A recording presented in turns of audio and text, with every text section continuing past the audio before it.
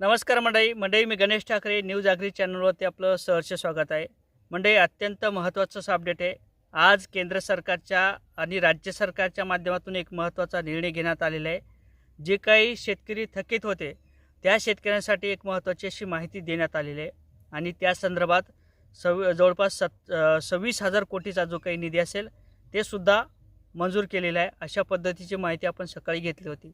परंतु यामध्ये जर शेतकऱ्यांच्या माध्यमातून कर्ज घेण्याचा प्रयत्न केला, पुनर्गठन जर घेण्याचा प्रयत्न केला तर अशा शेतकऱ्यांची कर्जमाफी होणार का?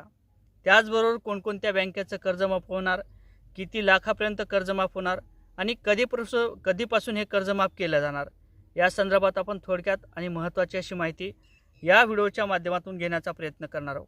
तर मंडळी मी गणेश ठाकरे न्यूज आगरी चॅनलवरती आपलं सहर्ष स्वागत आहे। तुम्ही चॅनलवर नवीन असाल तर या साईडला सबस्क्राईबचं काळं किंवा तांबडं बटन दिसेल त्याच्यावरती क्लिक करा। जर तुम्हाला हा व्हिडिओ आवडला तर नक्की शेअर करायला सुद्धा विसरू नका। मंडळी अर्थातच ज्या अर्थी शेती पिकाचं मोठ्या प्रमाणात नुकसान झालं त्यानंतर नुकसान भरपाईची रक्कम, पेरणीचं अनुदान, लाडक्या बहिणीचे पैसे अशा पद्धतीच्या योजना राज्य सरकारच्या माध्यमातून राबवण्याचं काम करण्यात आलं। त्याचबरोबर ज्या शेतकऱ्यांची थकीत कर्ज गेलेले असतील अशा सर्व शेतकऱ्यांची माहिती गोळा करण्याचं काम हे कार्यकारी संस्थेच्या माध्यमातून आणि जी काही गठीत केलेली समिती असेल त्या गठीत केलेल्या समितीच्या माध्यमातून अहवाल सादर करण्याचं काम हे करण्यात आलेलं आहे आणि त्याच आधारे शेतकऱ्यांची जे काही कर्ज असतील ते थकीत आहे अशा पद्धतीचे आकडे समोर येताना दिसत आहेत आणि 27,000 कोटीचा निधीसुद्धा मंजूर केलेला आहे अशा पद्धतीची माहितीसुद्धा आज काही JRच्या माध्यमातून देण्यात आलेली आहे। परंतु यामध्ये जर आपण पुनर्गठन केलं तर मग काय होणार? कारण तर RBIचे नियम सांगतात, RBIच्या नियमाप्रमाणे ADRच्या FDRच्या निकषाप्रमाणे जर एखादा शेतकरी बँकेचं कर्ज घेत असेल आणि जर बँकेचं कर्ज हे परतफेड रेग्युलर करत असेल, नियमित करत असेल तर अशा शेतकऱ्यांची कर्जमाफी होत नाही। कारण तर तुम्हाला आठवत असेल 2017 असेल, 2019 असेल, छत्रपती शिवाजी महाराज कर्जमाफी, महात्मा ज्योतिबा फुले कर्जमाफी, या कर्जमाफीच्या अंतर्गत शेतकऱ्यांच्या माध्यमातून काही पुनर्गठन करण्यात आले होते। पुनर्गठन केल्यानंतर फक्त बँकेचं कर्ज माफ करत असताना फक्त पीक कर्जच माफ करण्यात आलं होतं, तर पुनर्गठन हे करण्यात आलं नव्हतं, हे सगळ्यांनाच आठवत असेल। त्यानंतर नियमित बँकेचं कर्ज भरणाऱ्या शेतकऱ्यांना प्रोत्साहनपर अनुदान 50,000 रुपयाची मदत ही सुद्धा राज्य सरकारच्या माध्यमातून देण्यात आली होती। परंतु बँकेचं कर्ज हे पूर्णपणे माफ करण्यात आलं नव्हतं। मग 1.5 लाख रुपयाची कर्जमाफी असेल किंवा 2 लाख रुपयाची कर्जमाफी असेल, या दोन्ही कर्जमाफीच्या अंतर्गत जे काही पुनर्गठन करणारे शेतकरी असतील त्या बँकेचं कर्जमाफ आणि त्या शेतकऱ्यांचं कर्जमाफ झालं नव्हतं, हे सगळ्यांनाच माहीत आहे। आणि जे काही आता प्रस्ताव दाखल केलेले आहेत, जे काही थकीत कर्जदार शेतकऱ्यांसाठी जे काही नुकसान भरपाईची रक्कम असेल किंवा जे काही ओला दुष्काळ असेल त्या आधारे जे काही ट्रिगर लागू केलेले आहेत त्या आधारे परत एकदा राज्य सरकारच्या माध्यमातून आणि या भाजप सरकारच्या माध्यमातून सांगण्यात आलेले पुनर्गठन जर करायचं असेल तर पहिलं कर्ज न भरता परत एकदा बँकेचं कर्ज दिलं जाणार आहे। तुमचं जरी 1 लाख रुपये बँकेचं कर्ज असेल तर तुम्हाला परत एकदा 2 लाखाची म्हणजे 1 लाखाची परत वाढीव मदत दिली जाणार आहे आणि जे काही व्याजदर असेल ते पहिल्या वर्षासाठी वाढीव असणार आहे आणि त्यानंतर 3 वर्ष हे बँकेचं आपण कर्ज फेडू शकतो।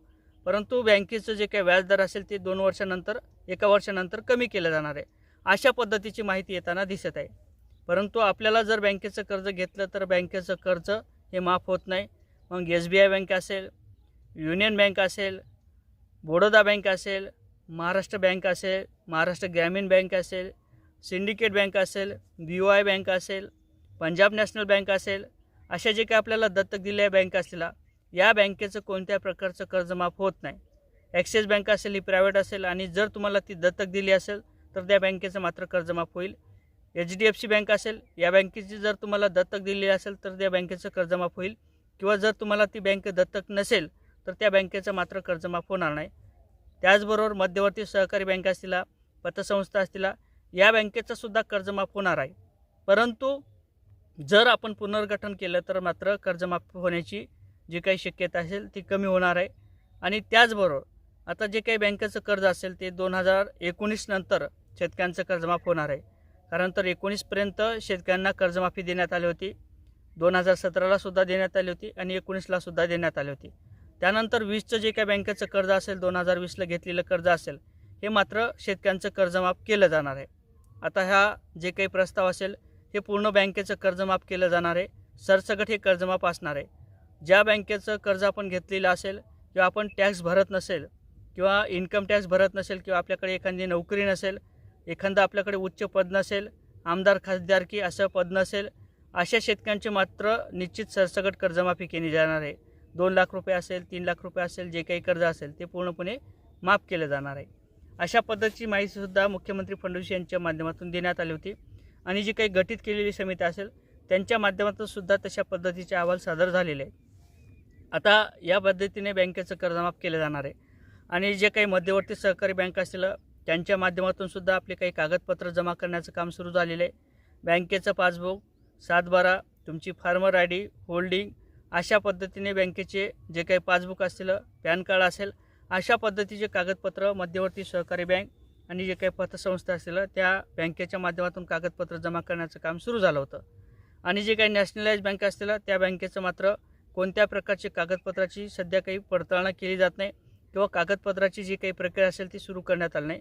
ज्या बँकेला जोपर्यंत आदेश दिला जात नाहीत त्यानंतर त्याचे कागदपत्र जमा करण्याचं काम सुरू होईल किंवा जे काही त्यांच्याकडे उपलब्ध कागदपत्र असतील त्या आधारे शेतकऱ्यांचा जो काही डाटा असेल ते समितीकडे पाठवला जाईल आणि त्यानंतर शेतकऱ्यांची कर्जमाफी केली जाईल.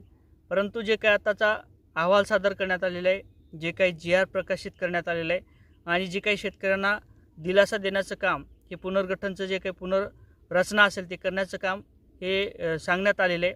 अर्थातच आपण पुनर्गठन करायचं का हे आपला विचार आहे. तुम्हाला कर्जमाफी पाहिजेत का हे आपला विचार असणार आहे. आणि कर्जमाफी जर पाहिजेत असेल तर निश्चितच आपलं आधार कार्ड अपडेट करून घ्या. त्याचबरोबर जे काही आपण बँकेचं कर्ज घेणार आहोत ते पुनर्गठन करू नका. तुम्हाला करायचं तर करू शकता, परत सांगतो, कारण तर राज्य सरकार म्हणेल की कुठंतरी आमच्या विरोधात जाता का, परंतु तुम्हाला जे करता येईल ते करू शकता. अशा पद्धतीने आपण कागदपत्र आपलं आधार कार्ड अपडेट करून घ्या.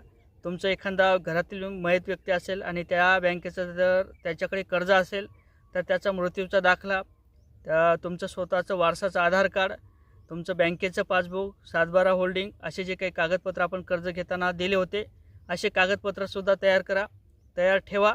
आणि त्यानंतर जे एखाद्या पद्धतीने जर ऑनलाईन पद्धतीने जर ही माहिती मागवण्याचं काम जर झालेलं असेल किंवा होईल तर त्यानंतर आपले कागदपत्र त्या ठिकाणी अपलोड करा आणि माहिती व्यवस्थित भरा. त्याचबरोबर जर ऑफलाईन पद्धतीने आपले कागदपत्र घेतले तर ते सुद्धा आपल्याला बँकेला देणं महत्त्वाचं असणार आहे. परंतु जे काय आताची माहिती समोर आलेली आहे त्या आधारे शेतकऱ्यांची कर्जमाफी जर बघायची असेल, करायची असेल किंवा आपल्याला जर पाहिजे असेल तर विशेष काळजीसुद्धा घ्या. अशा पद्धतीने एक महत्त्वपूर्ण असं अपडेट होतं. नक्की चॅनलवर नवीन असाल तर चॅनलला सबस्क्राईब करा. व्हिडिओ आवडला तर लाईक आणि शेअर करायला सुद्धा विसरू नका.